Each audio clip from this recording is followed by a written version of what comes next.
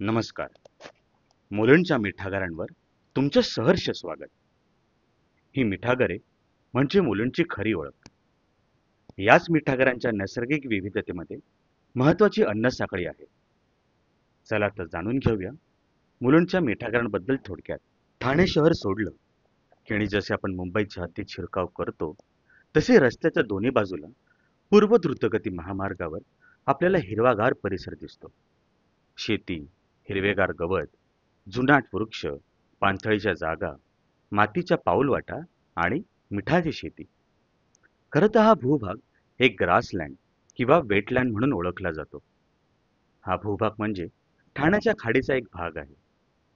Flamingo, बदके, बगळे, खारोटी, मैना, मिनुया, सर्पगरुड, घार असे विविध प्रकारचे सूर्यपक्षी यांच्या इथे अधिवास आहे. अगदी नैसर्गिकरित्या इथे पाणी आणि गवत उपलब्ध असल्यामुळे तृणभक्षी प्राणी आणि त्यावर अवलंबून असणारे साप, ससे, मुंगूस, कोल्हे आणि फुलपाखरे यांच्या इथे यथेच्छ वावर आहे.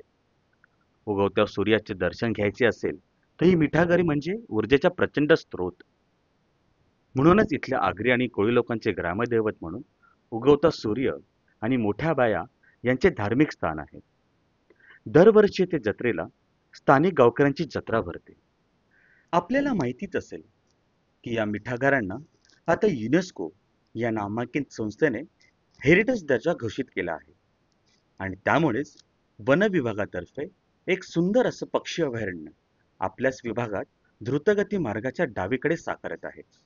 मुलुंड भांडूप विभागाच्या हद्दीत देखील अशीच मिठागरे आणि पाणथळ जागा आहेत जिथे ही वनसंपदा मुबलक प्रमाणात विहार करते. फ्लेमिंगो पक्षी अभयारण्य हे अगदी हाकेच्या अंतरावर म्हणजे फक्त 5 किलोमीटर असल्याने तेथील पक्षी देखील या मिठागरांचा बफर झोन म्हणून उपयोग करतात आणि म्हणून हे परिसर देखील संरक्षित करणे पर्यावरणाच्या दृष्टीने अगदी गरजेचे आहे. दुसरे महत्वाचे कारण म्हणजे या मिठागरांवर समुद्रातील पाणी खाडीवाटे विस्तीर्ण पसरत असते. त्यामुळे खाडी किनारी भागात पूरसदृश परिस्थिती निर्माण होत नाही. पण ही जे मिठागरे भराव टाकून विकास अथवा स्वस्त घरांसाठी दिली तर भविष्यात हा परिसर पुराच्या पाण्याखाली येऊ शकतो आणि ही शक्यता नाकारता येत नाही. आणि पाणी पसरण्याची जागा बुजल्याने ही खारे पाणी जमिनीत खोलवर जाऊन बांधकामांना गंज पकडण्याची प्रक्रिया जलद गतीने होईल आणि हा बांधकामांना धोका निर्माण होऊ शकतो. म्हणून असे मिठागरे पर्यावरणाचा आणि निसर्गाचा समतोल राखण्यासाठी संरक्षित केली जावीत अशी आमची मागणी आहे. या डॉक्युमेंटरीच्या माध्यमातून आपण सरकारकडे अपील करूया की या मिठागरांची जागा सरसकट विकास कामांसाठी न वापरता ही जागा संरक्षित करावी, जेणेकरून इथल्या वनसंपदेचे संरक्षण होईल आणि भविष्यात मिठागरे हीच मुलुंडची ओळख म्हणून कायम राहते. मुलुंड मिठागर महोत्सवाच्या माध्यमातून मिठागरांची माहिती लोकांना कळेल आणि जास्तीत जास्त लोक या चळवळीला जोडले जातील.